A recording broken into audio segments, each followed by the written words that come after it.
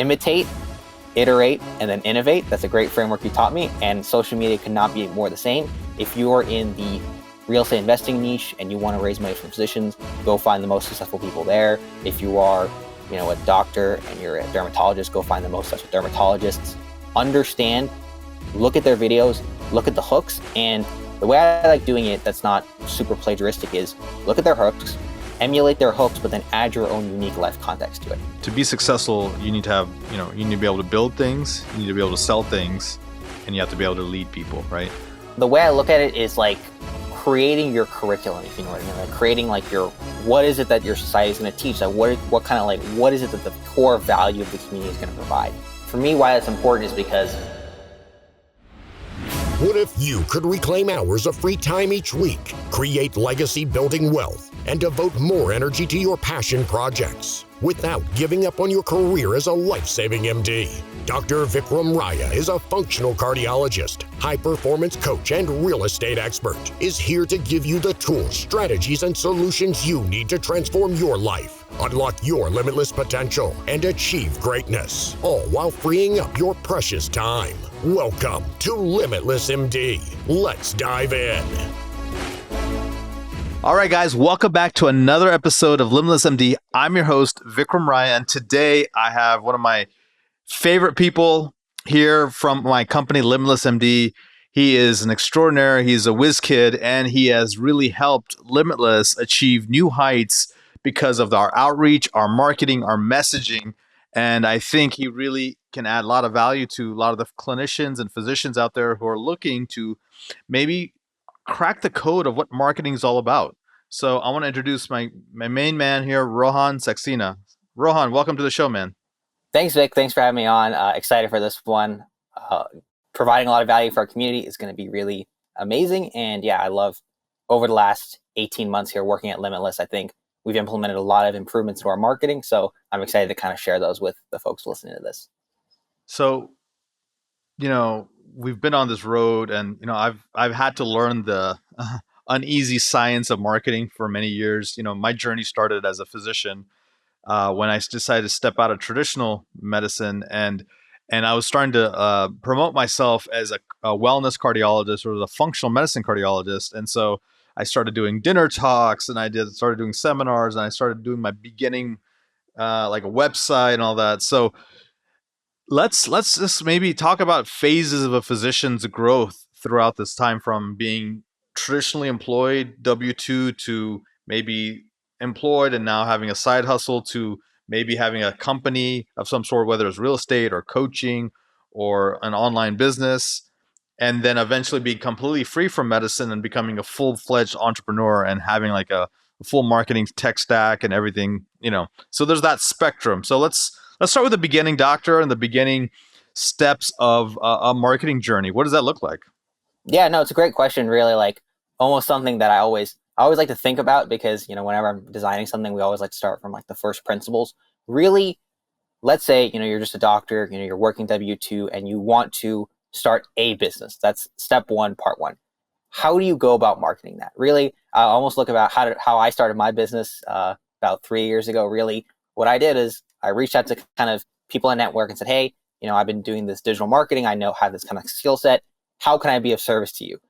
Through that kind of process, I got about 6 clients. And what I liked about that is that each of those 6 clients were kind of in different niches, kind of different, slightly different things I was doing for them within the realm of digital marketing. And the nice part is that after 90 days of working with those 6 clients, I said, okay, hey, which of these 6 clients have I done the best with? Which of these 6 clients have I enjoyed most? That's really where now I had that version 1, I had the case studies, I had that. And then I kind of said, okay, let me launch a real system, a product. So now if you're a doctor looking at this, okay, within your email contact list, your phone, all your social media, you probably have a few thousand people that are kind of sitting there. Okay, what skill sets do you have? Maybe you're a really good test taker, or maybe you are really good, again, if you're a specialist doctor, you have a lot of knowledge there. So if you're a dermatologist, you probably know a lot about skin. If you're So let's do this. Let's come up with an actual concrete example because I really want our podcast listeners to walk away with something very tangible here. So let's do this.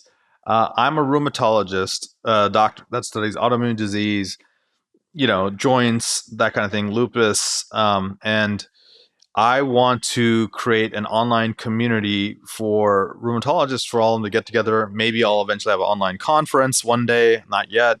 And then maybe eventually this will be a paid community. So where do I start? I work uh, I work about 60 hours a week, super busy, and I've never done anything with marketing. I don't have a website. I don't have anything to my name. And, I'm a pretty busy person.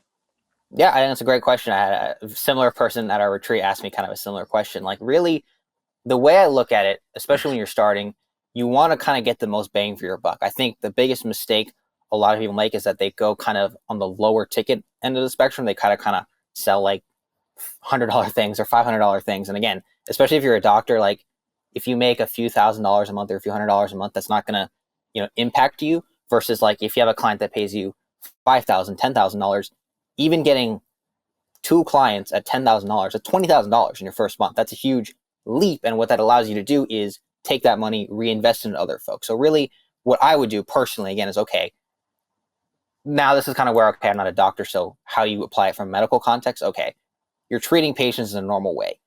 Is there kind of an elevated level of service you want to provide? Maybe some sort of like diagnostic stuff, some sort of labs. Like, do you want to kind of like do more than just treating the disease? Do you want to kind of design a holistic patient experience? That's kind of how I would chart it out. Just, a full experience you can kind of chart out and do as kind of a high ticket service, kind of in that $3,000 to $10,000 range. The reason why I say it is because if you have that kind of thing, you can work with a few clients, again, work with 3 to 5 in the beginning, kind of get your track record, get your case studies, kind of figure out what you're trying to do. Then you can kind of start scaling up and using those resources to launch kind of a low ticket community. Okay, so I'm going to sort of jump in there. So what Rohan is really talking about is he's sort of referencing the beginnings of what a concierge practice could look like. So he's basically saying if you're a traditional W-2 practitioner and you're doing quite well and you're obviously in the insurance system, but if you have enhanced labs, metrics, diagnostics, services, or anything else that can enable a more powerful patient experience, that could be either an add-on or it could be a membership model, and that's one way to do it. Now, going back to my original example, which I'm gonna hold his feet to the fire here, guys, so watch me. The original example is a rheumatologist who wants to create a society for other rheumatologists that eventually is going to be a paid membership site that she'll eventually host conferences for rheumatologists who want to think in different ways, or they want to create maybe alternative medicine systems together. I don't know, whatever it is, it's a new society for a subspecialty group, which she wants to monetize.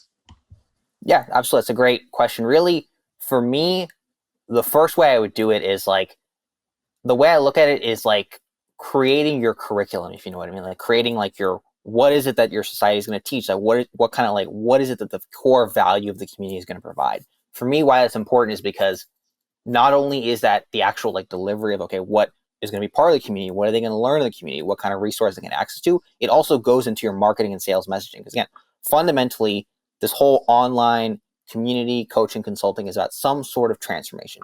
You're in point A and you're looking to get to point B. So how do we, in a simple step-by-step process, map that out for folks? So by the end of when they buy your service or join their community, they're able to reach some sort of outcome. And again, I like to do it in a 30 or 90-day thing. So if you're doing a community, how I would do it is like pre-sell some sort of like front-end thing, maybe 3 to 6 months, kind of have them join. Then you can kind of have your community on the back end of that. To me, again, that's the way I would do it, especially if you're starting, because again, you want to have a decent amount of revenue because you can hire staff, hire a team, and afford to support your clients. That's how I would view it. Okay. So I'm going to take a different angle here. So what I would recommend, guys, is you want to first get validity in this community you want to offer. So this rheumatologist who wants to create this community, they need to see if there's value there. So I would create a free Facebook group and I would just fill it up with people and see what are the common things. And then if there's an opportunity, then I would even do a free meetup of some sort. And then if this is starting to take off, then maybe there's a conference that you launch, that's paid, and then that tests it further. And then now you're starting to get, and then if you can provide unique services within the community, then people will actually pay and monetize for that. So now let's move to a different thing. So I know a lot of physicians are in real estate, and let's talk about people who maybe capital raise. let's talk about if I'm a physician and I want to join someone else on their deals. And, I do know some physicians in my network, but I really have never activated myself. I've never told anyone I'm a real estate investor. What's a what's a marketing framework and protocol that I would implement over the next 1 to 2 to 3 months to create a company, a brand, a name, a messaging, and a gathering of physicians in my network that I can eventually monetize by bringing them to a deal?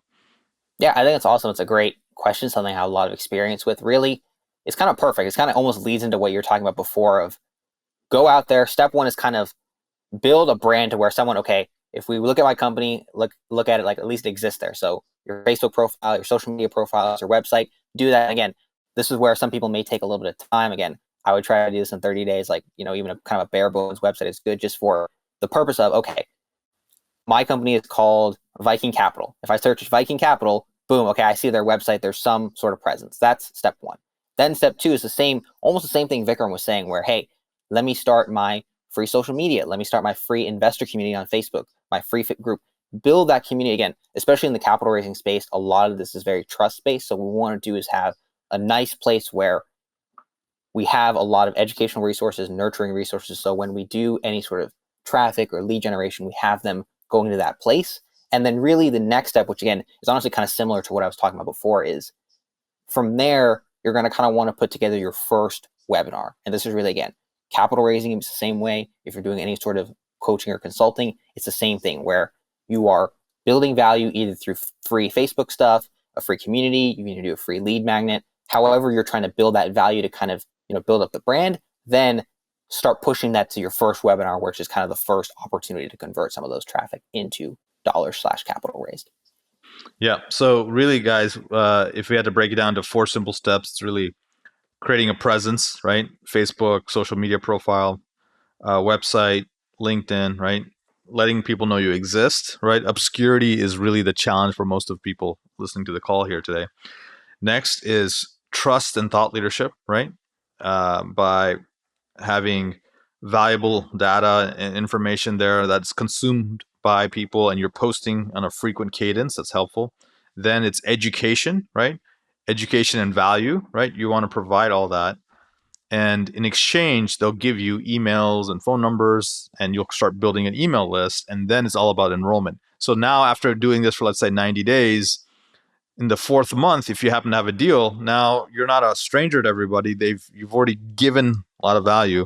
And you may want to remember Gary Vaynerchuk. He's a marketing genius, and he's been really popular over the last 5 years, I would say. And he has this sort of framework called jab, jab, jab, jab, hook, right? Which jab, jab, jab means like value, value, value, value, and then you take an ask, And the ratio used to be like 3-to-1, 4-to-1. Sometimes I think, I don't know, Ron, you tell me, maybe it's up to 9-to-1 now in terms of value given before you take an ask. And it's really powerful because people or almost and then the longer, and this is what I learned from our mutual friend that we sort of quote quite often, Alex Hormozy, who's a marketing maven. He says this: the longer you delay the ask, the bigger the ask can be. So just you're getting all this goodwill, right? All this good karma. And then eventually you say, hey guys, by the way, I happen to have. So it's not even a hard sell at that point because you've just blown them away with so much value. So that's awesome. So that's a good framework for a level 1 guy or a gal who's getting into the real estate space perhaps, and they want to launch sort of a sequence of some sort and eventually gather investors and things like that. Now let's go to a level 2 guy. Like they've already done this. They've raised a couple of, 1 or 2 million for a couple of deals. How do they get to the point where they become what I call single source equity, or how do they get to the point where they can raise a lot of money and get significant ownership of a deal? Yeah, it's a great question. Really, like whenever you're thinking about marketing, there's kind of 3 parts to marketing. Number 1 is your lead generation. So how are you actually getting people to know about you? Step number 2 is your lead nurture / lead education. So what value providing, like how are you positioning yourself? Again, I really think what you're saying, Vikram, is super, super valuable to where, again, you want to have either a Facebook group or some sort of lead magnet or some place where people can go and be getting value from you. I think that central source of your value is very powerful. Even an email list is a great example through newsletters. However that's happening is really a great place to be doing that lead nurture process. And then the third thing is really the lead conversion process. And to give you an example, so I'm a competitive golfer, I play a lot of golf in my life. And with golf, you always want to start from the green backwards. You want to start, okay, I'm on the green. How do I putt the ball into the hole? Okay, now the next shot is, okay, your approach shot. How do you get your approach shot closer to the hole? And then, okay, same thing. How do you get your drive into a good putt approaching? You always want to approach things from back to front. So marketing is the same way, where you honestly want to start with your lead conversion process. Can you convert these warm leads in your network? Once you have that process, then it's like, okay, I have a process of converting warm leads. Awesome. Step 2, how do I generate more warm leads, which is the nurture process, your Facebook groups. That's the whole part of that. Then step 3 is, okay, I have a way of nurturing cold leads into warm leads. I have a way of turning warm leads into conversions. How do I just now pour as many cold leads as possible into my system and let the back end work? And that's where, again, to me, in my experience, the 2 systems for that are going to be advertising, paid advertising, and cold outbound. Again, this is where it kind of gets into your avatar and who you're going after. Again, if you're going after more of a consumer, again, a physician, fellow physician, advertising can be great because you can just get so many impressions so quickly. If you're going after more like a B2B case, whether it be like, my kind of clients, or even like if you're going after more like institutional grade clients for your capital raising, which may be the minority, but that's where cold outbound is great. So again, step 1, build your conversion mechanism, whether that be a webinar, whether it be your sales call, however you're going to get warm people to say yes to you, to convert. Then step 2, build your engagement sequence. Say, okay, how do I take a cold stranger off the street, get him warm enough to where they're ready to give me, money in my conversion mechanism? Then step 3 is, okay, now I have these mechanisms in place. Let me jam as much cold traffic in there as possible, make sure it's profitable. And that's kind of where you're getting to that level 2, level 3 process. So guys, really the funnel system that he's really laid out here is really very elegant. The cold funnel, and it could be a warm funnel too. I mean, it just depends. There's 2 types of audiences, cold and warm. So if warm is they know you, they like you, they trust you, or there's something about you so you don't need to reintroduce who you are, but then it's just about getting them to the finish line. Cold is they don't know anything about you, so then you really have to warm them up. So there's a 1 extra step for those guys.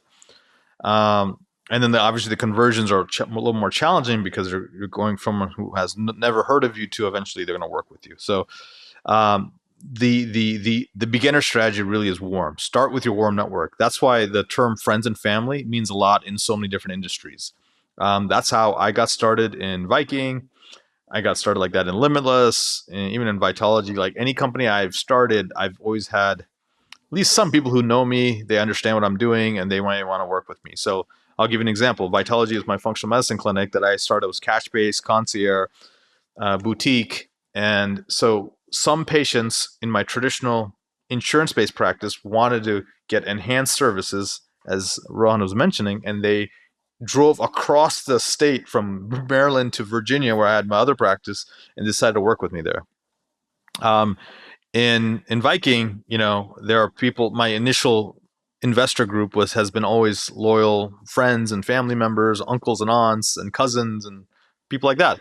Then it was like 1 degree separate, out, and then it became like 2 degrees out, and then it became people I've never even seen before, because then I started doing ads and newsletters and things. And so now I have no connection with this person whatsoever. And so then they started coming in. But there's a SEC designation of 5063B for friends and family, and there's a different designation for anyone out there in the sun. So you just have to be careful on that. Now let's talk about coaching. So initially I coached people that knew me from somewhere. They heard about me, and it was great. But now there's people who first degree, second degree, and now it's like random people that can come in because of now we have, I think, 10,000 people in our newsletter list.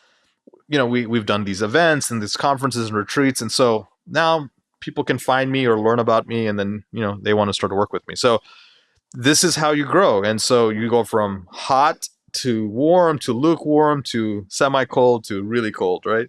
And you can build up all the skill sets. Now, I have one of our coaching clients. She asked about how do you leverage social media? So let's talk about a person who has like 0 social media presence to someone who has, call it 5,000 Instagram followers, to a person who they already have like some of our amazing clients who they went from like 30,000 Instagram followers to 100,000 Instagram followers. So let's start. We'll just use Instagram because it's a good Yeah, of barometer course. of activity. So 0 followers, they're new to social media. Hmm. Yep, How do you absolutely. Let leverage? me. Yeah, really. Again, I'm gonna answer your question, Vic, by going somewhere else first, and I'll come back to it. Really, once you really again have built your conversion mechanism, and you're making, honestly, you should be making some level of money from your business before you go crazy on social media with like posting and hiring VAs and stuff. Again, not that you can't go fund that out of your pocket if you want to, go for it. I just look at it as a proxy of, again, to me, a business is something that's making money, and you make money because you provide value. That's what I like. Now that you have that process, you're making at least some bit of money in your business. Let's say, okay, it's relatively simple. Step number one, identify your avatar. Again, the great news about social media nowadays is that it's becoming much, much really good through these AI targeting algorithms at finding the exact people you want. So for example, Limitless, we have a lot of very successful posts and very successful ads that are like, are you a physician that has invested in real estate before and wants to scale your portfolio? That's a very narrow avatar. Yet we're able to find those people very consistently because of the way we target and how narrow we go. So applying that to social media, it's the same thing. I want to understand my avatar. Step two is now, okay, let me understand my avatar and let me think about every single one of their pain points. Let me write a list of 25, 50, 100. These can be the pain points you had from your own experience if you are your own avatar, or the questions you get asked as a coach. Like, all these things are great social media topics. Let me write a ton of those. Make that content. The other thing as well that you can do and is very, very successful is a framework that Vikram, you taught me, which is imitate, iterate, and then innovate. That's a great framework you taught me, and social media cannot be more the same. If you're in the real estate investing niche and you want to raise money from physicians, go find the most successful people there. If you are, a doctor and you're a dermatologist, go find the most successful dermatologists.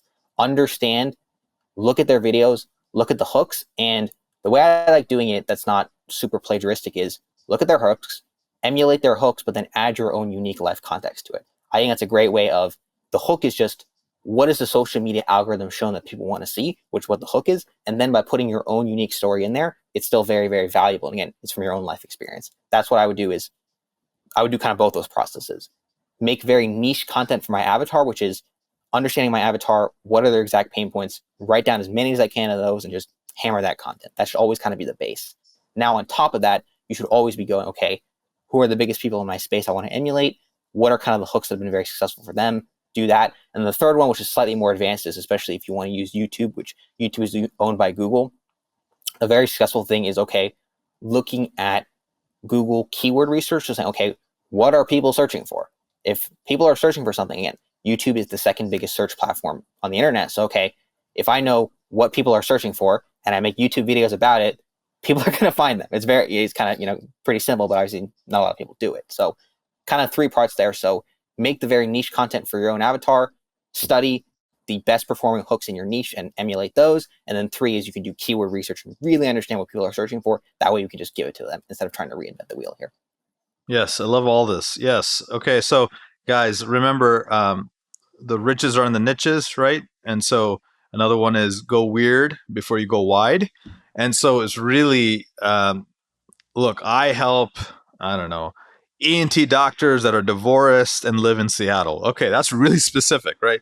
But if you're an ENT doctor that happens to live in Seattle that's divorced, this is gonna pop out at you. Everyone else is just gonna ignore it and they're gonna go away. So you want to go as narrow as that's businessly feasible, meaning that you actually still have enough people to make a avatar and a profit. And so and it's easier to go wide later, but it's hard to go more narrow after you get started. So I would say go as narrow as possible. And what happens is your competition falls apart. Everyone goes away because you're really serving just a unique niche and you happen to have the best product for them.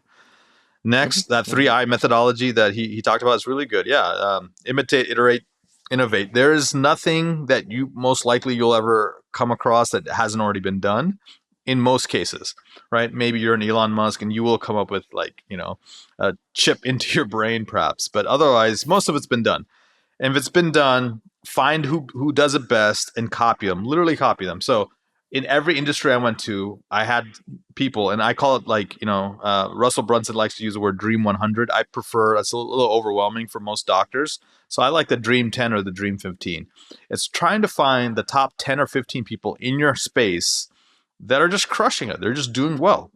And you want to be like them. So first you want to see, hey, how did they get started? Where are they now? Look at the growth. How long did it take? That gives you an idea.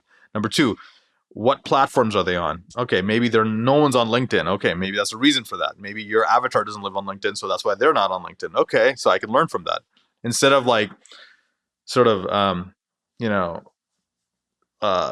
instead of just spraying all my resources, my money, and my energy over a large span of platforms and having very little utility. I'd rather just go super focused on maybe 2 or 3 platforms where I know I'm going to get the ROI. So, for physicians, maybe LinkedIn makes a lot of sense, right? But if you're going after plumbers, maybe LinkedIn is not the right platform. So then, and for example, like in Instagram and YouTube, this probably holds true. There's something basically, as he was mentioning, Rohan was mentioning, all you need is a really good thumbnail or a hook or an image or a picture. And once that hooks this person, then they measure something called like CTR, or click-through rate. And then the other thing, at least more on YouTube, is AVD, or average view duration. So there's 2 or 3 KPIs or metrics or numbers that if you learn and you try to maximize this way.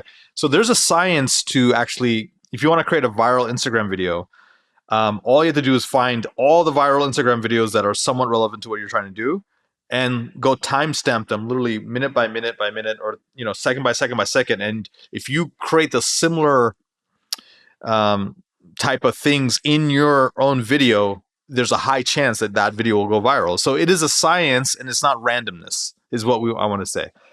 But the other thing Rohan was saying that I really thought was very important, and I want to emphasize again, is there are people who have, I don't know, 15,000 Instagram followers, maybe 5,000, 3,000 Instagram followers, but they're making maybe $500,000 a year because they have a super niche experience, super niche thing.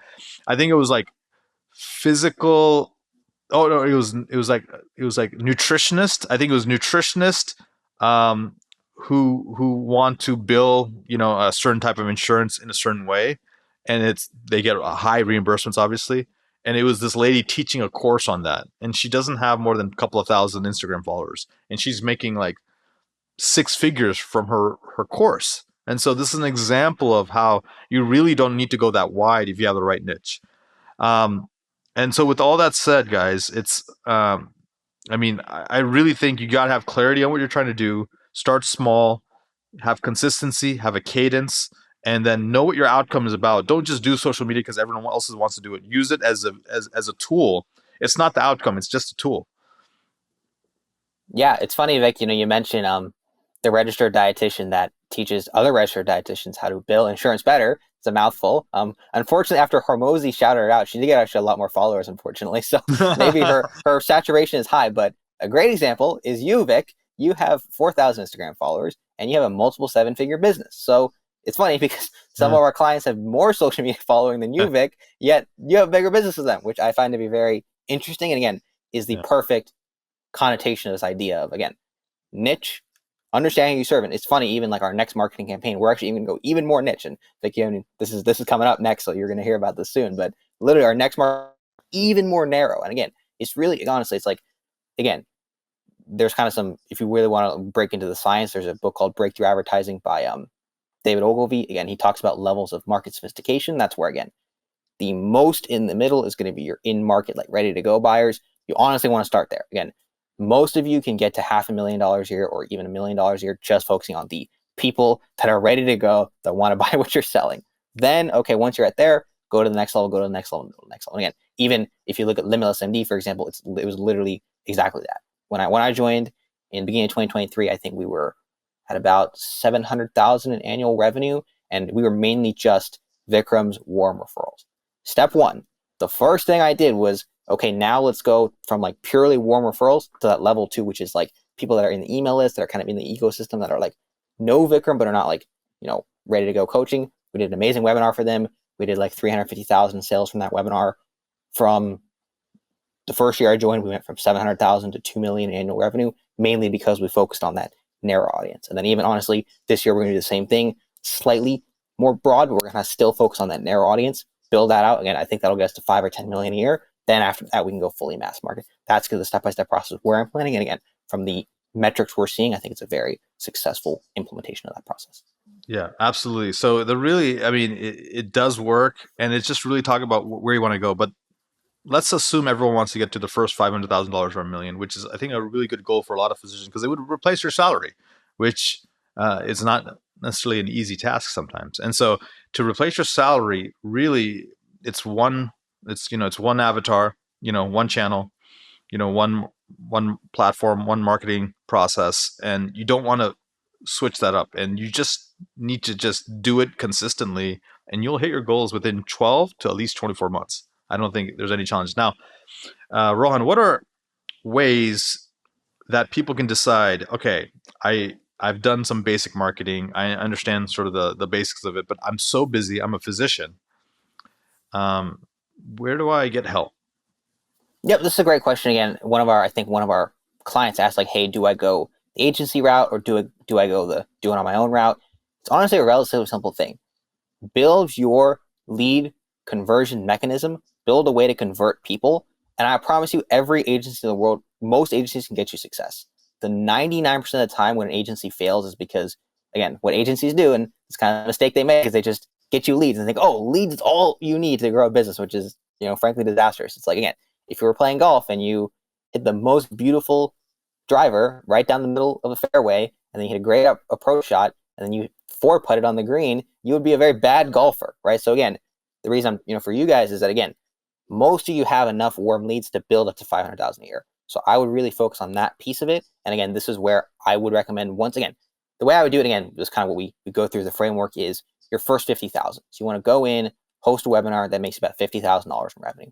Once you do that, and you kind of have that process, it's a great time to employ an agency to go from 50 to 500,000. So again, if you're doing ads, for example, the first webinar, you maybe spend $3,000 or $5,000 in ads to make $50,000 in revenue, assuming that process happens very successfully. Now you have a very clear framework. Okay, now to spend 50,000 in ads, make your $500,000 in revenue, and be living your life successfully. So let's talk about all the different. Okay, so an agency is very helpful when you just need to get more leads. So imagine everything's like a funnel here. And for those of you who are not watching the YouTube and you're listening to it, just a triangle or a funnel of some sort, and then you pour more leads at the top. That's great. The problem is most people's funnels are ghetto, they're leaky. There's like detours they have to go around. So by the time something comes, maybe you put in like 1,000 leads and maybe you get one or two that come at the bottom. It works, and you'll probably break even or maybe make some profit. But the goal is if you can fix the bottom first and get some conversions and some decency and some value, and people are like raving fans, then it's green lights ahead. Rohan and I would say go for it. Go pour more money in, because then it becomes an ATM machine, right? For every $1 you put in, you get $3 at the bottom, or $1 you put in, you get $5 at the bottom. And there's a metric that Rohan really focuses on. You want to talk about ROAS? Yeah, I'll talk about ROAS, and it's funny, I'm going to add one more concept before that, is it almost starts with your product. Think about it this way. If you charge $10,000 for a product and you're providing $100,000 of value, that's already the first level arbitrage. So again, that's already your first level arbitrage. Your customer is getting $100,000 value, you're charging $10,000 for it. Even if it costs you $1,000, $2,000 in marketing to get there, and you're making $10,000, it's very valuable. So this is where it gets into ROAS, which is a metric that stands for ROAS, return on ad spend, which basically I spent $1 on ads, how much money to get back. So for example, I hosted a webinar last Thursday. We spent about $5,000 in ads. So far, we've made $30,000 in revenue. So that's obviously a 6x ROAS. So the nice part is that next week, we're going to spend $10,000 on the webinar, and there's a very high chance we're going to make $60,000. So the nice part is that we can grow that business. So that's really the way you look at things. And again, it's actually a great question because it came at one of our events. Someone was asking me, like, how do I know if my marketing is working? And again, a lot of business owners look at their marketing as a expense, which is a really bad way of looking at it. Again, if your marketing is not an investment and getting you a return, it's not good marketing. It's a failure. So you need to look at it as, okay, for example, this woman has a clinic. She is spending, I think, $1,500 a month in Google ads. She said she's making about I think between $4,000 and $6,000, like from that $1,500 in spend. So I'm like, great. Why don't you spend $3,000 now? She's like, oh, I didn't look at it that way. Because yeah, if you now spend 3,000, you'll probably get 10,000 revenue. So now you can start growing from there. So again, obviously, as you scale, there's some pitfalls and nothing is that easy. But again, that's the base framework. And again, fundamentally, when you're running advertising, the core unit is, okay, I spent XYZ dollars in ads. Here's how much money I made off the back of that. What is that, thing? Is it a metric that I can continue to scale? That's the way I would look at it.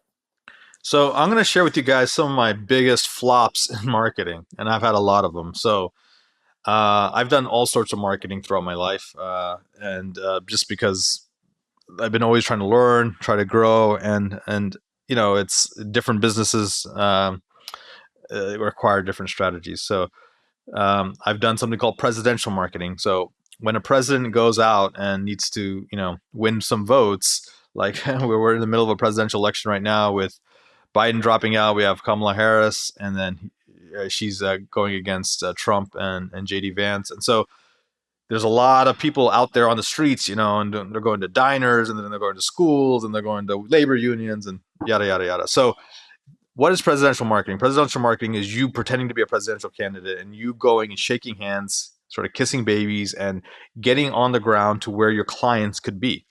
And so I had to do that. So when I had my functional medicine clinic, I literally went around and was talking to people who at yoga studios, juice bars, people interested in Pilates, places where I thought my avatar would live, or like upscale restaurants, because they could have to afford my services. So and there are people who are frustrated by the current medical system. So I host like free seminars at like country clubs and stuff. So they had the affluence, but then the topic would attract them because it's like, are you frustrated with your current medical system, right? So that was one strategy. Now it didn't always work, right? And sometimes I did mailings where I physically mailed out. I mean, this is like probably dating me on terms of my marketing strategies, but I did like 5,000 mailings, to get 30 people into, we call it butts and seats, right? You need to get 30 people butts and seats. So that was one strategy. Sometimes it worked, sometimes it didn't, but it's a thing. And then I've done webinars, right? Some were spectacular successes. Some have been like, crickets, no one, right? And there's a skill and art to webinars, but you have to learn how to do that. Then there is, just emailing all your warm contacts. I found a lot of success in that. So when I first got started in real estate, I had to email everyone that had a deal, and I didn't have any fancy MailChimp or Active Campaign or Go High Level. It was just me, personal email to all these people, and I would just have hyperlinks to my deals or whatever. And it actually was received very well because people, that was authentic. It was for me. I would ask about how their family was doing, and then I told them what I'm up to, and I told them what I'm about. And it's a very powerful way to do it.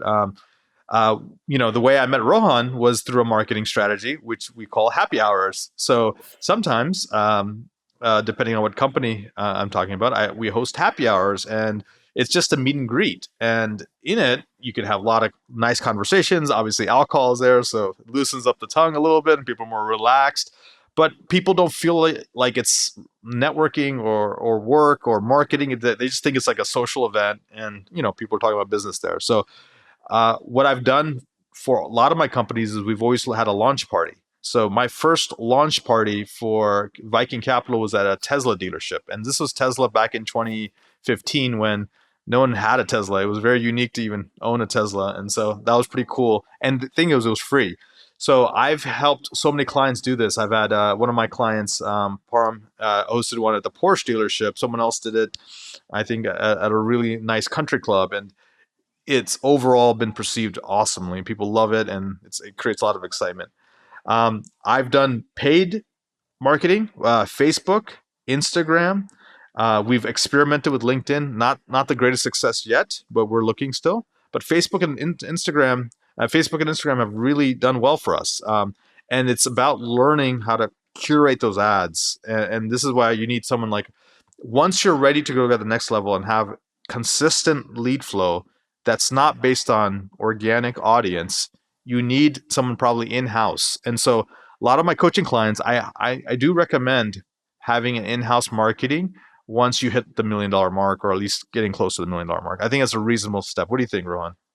Yeah, I think I agree. I think really like you have to look at it as like what is the function of the person doing, right? So again, agencies I think are really good at getting leads. The reason why is like agencies are outside, which is kind of nice because again, some of your clients I've worked with them in an agency capacity, and it's very nice because I can look from an external purpose at their business and how do I say what they're trying to say in a way that's different than them to attract people that are cold. Where in-house marketing, and again, what I've done at Limitless is everything else. So all the way from the lead to like the actual them giving you money, that's where in-house marketing and in-house sales to a certain degree can really help to where you build that process. Again, it's not just about leads. Again, okay, how do we have again, in our case, how do we have a very compelling webinar or video sales letter? How do we have a very compelling funnel? How do we have very compelling automations and email responders? All that kind of stuff, internal marketing can do a very, very good job of because they know you, they know your stuff very, very well. And that's where I think Vikram, you're perfectly spot on to where, and they can also do the ads part too, but I think it's Yeah. good. So, and I want to give you another alternative, guys. So you have someone in house, you can, obviously pay a salary and bring them in, or create some other incentive model. Then there's the people who are agencies, and for many years, that's all I had. I had agencies. I had to cycle through many, and finally, I found a decent one that we stuck with for a while. And then there's a third option. So there's companies that provide sort of transient help. So there's a company called marketerforhire.com and another one called like Upwork, which you guys know is a freelance website. So these guys can come in for projects at a time, and it may be very helpful while you're just gearing up. Even at the early stages, you may want to bring on someone. Hey, set up this campaign for me, and then you take it over once they set it up, because you learn by looking over their shoulder. So this is a sort of a poor man's way of getting sort of an agency in-house person, and then you learning the business. And it may not be a bad idea, but it's really the question of, do you want to learn this? Is this a valuable skill set? And you have some affinity toward it. And I always talk about who, not how. So for me, I didn't really want to get into the weeds of actual technology behind the scenes of the ads, but I don't mind the creative aspects because I thought I had a good insight into that. So it's just based on that. So we talked about failures and successes of marketing. Let's talk about posting and imposter syndrome, and what if everyone makes fun of me? What if people have trolls and comments? The reason why I thought social media and eyeballs is really important is because some of my mentors, Naval Ravikant, Alex Ramosi, Tony Robbins, even Elon Musk, all these guys, they've realized that it's very important to have this form of leverage. So we know labor is a form of leverage. We know capital is a form of leverage, right? We know code, and AI has become huge, is a form of leverage. But really, for many people, if you can learn to harness the power of media, which is eyeballs, which is essentially called digital gold, that is a form of leverage. And why do you think, The Rock has a $1 billion vodka, or Terramana, or whatever that's called? All these famous actors and folks like George Clooney has Casamiga, which he sold for a handsome profit. They know nothing about that, but they brought their star power, their eyeballs, to a product. Obviously, it did crazy sales, and now they're just reaping the benefits from it.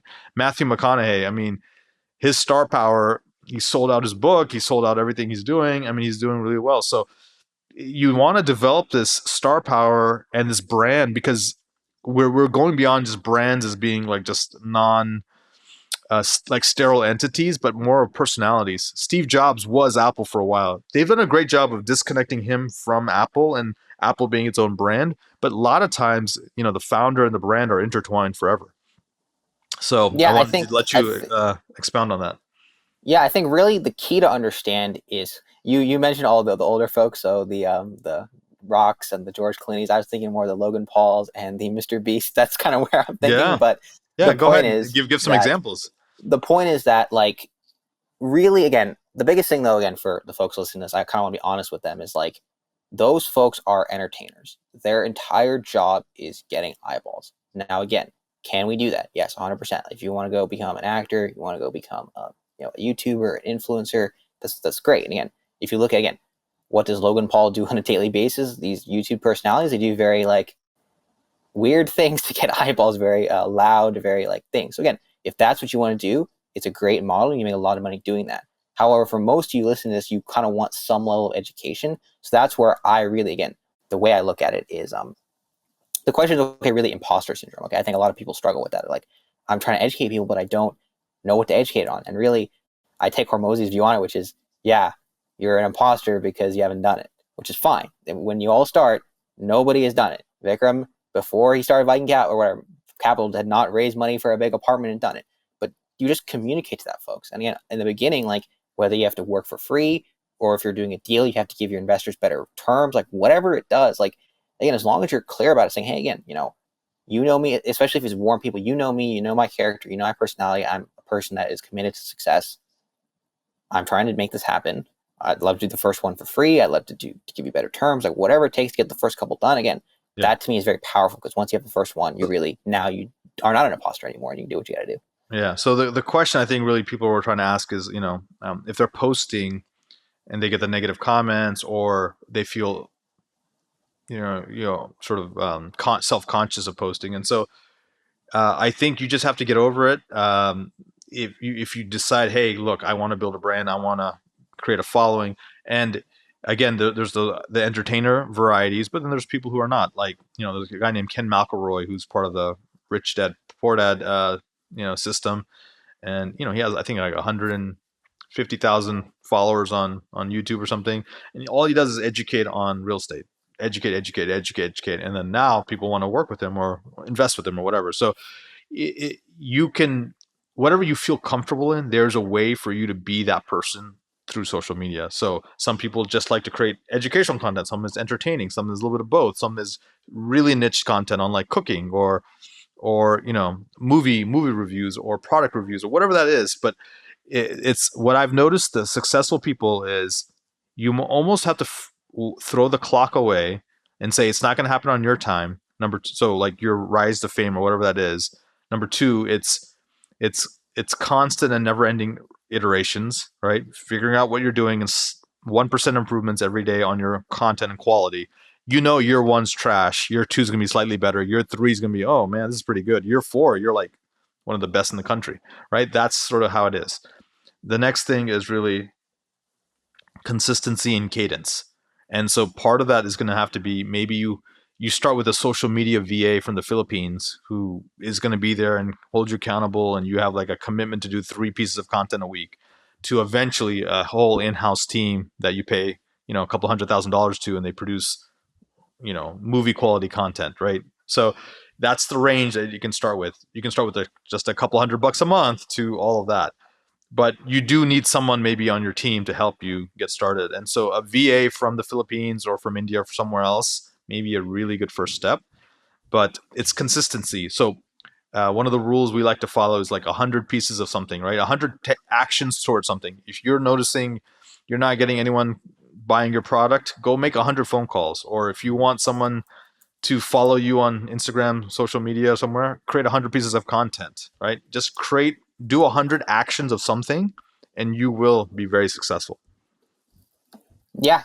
And Vic, to kind of give some people some more tangible things on a couple of things you talked about, really dealing with haters is honestly relatively simple. It's a fundamental look in the mirror.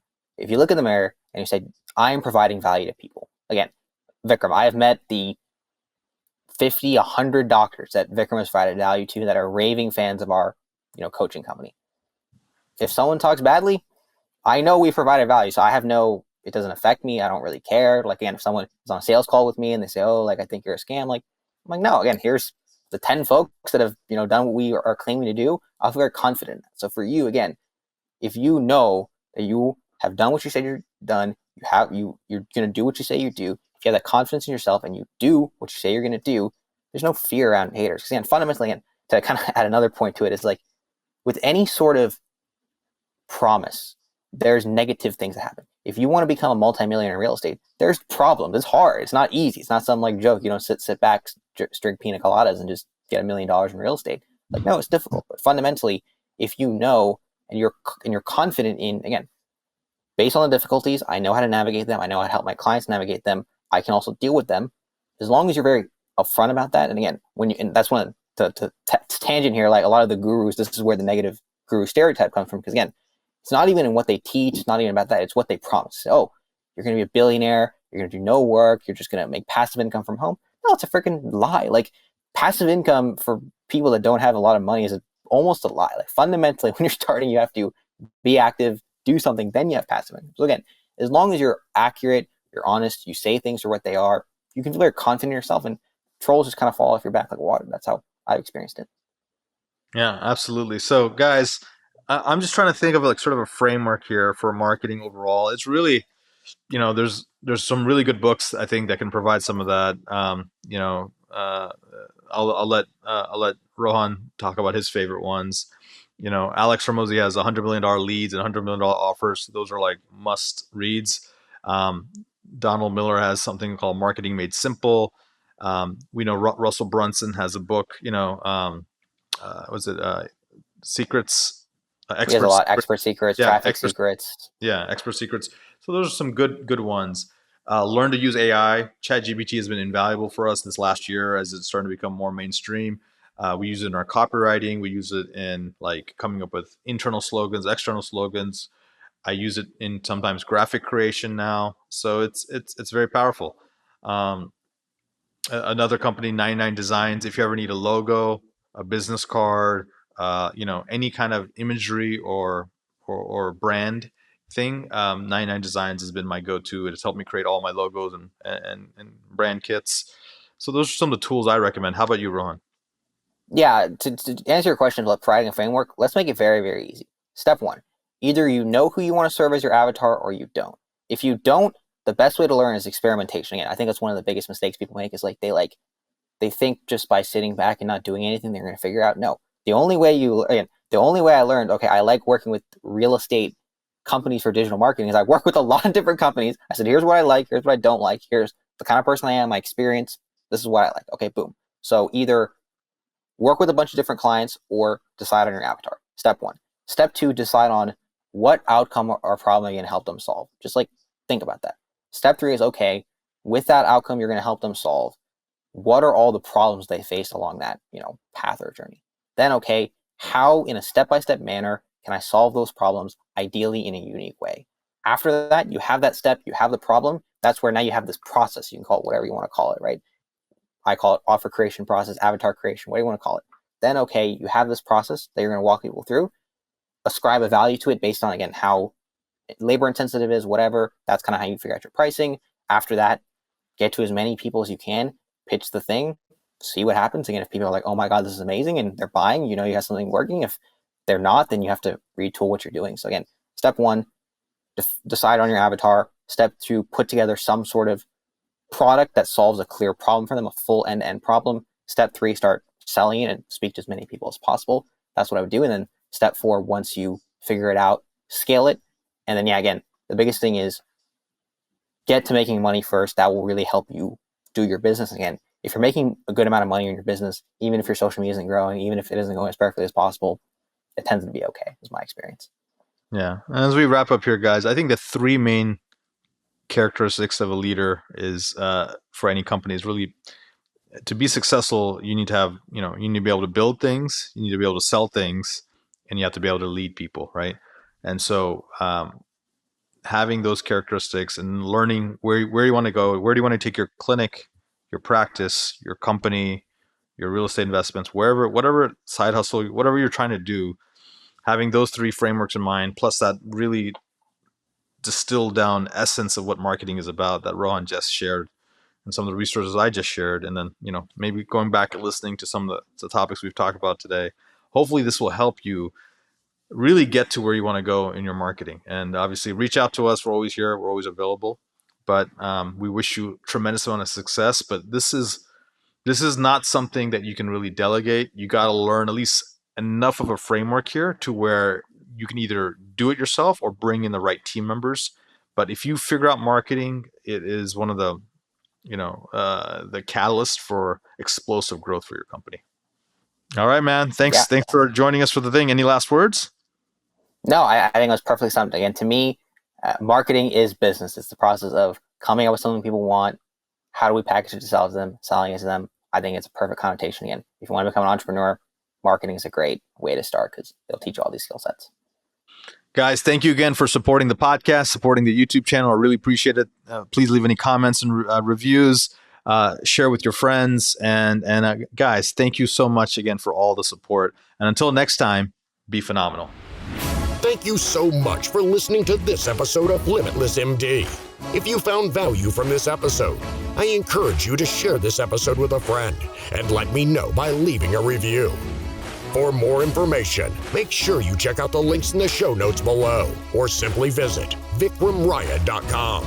Until next time, be phenomenal.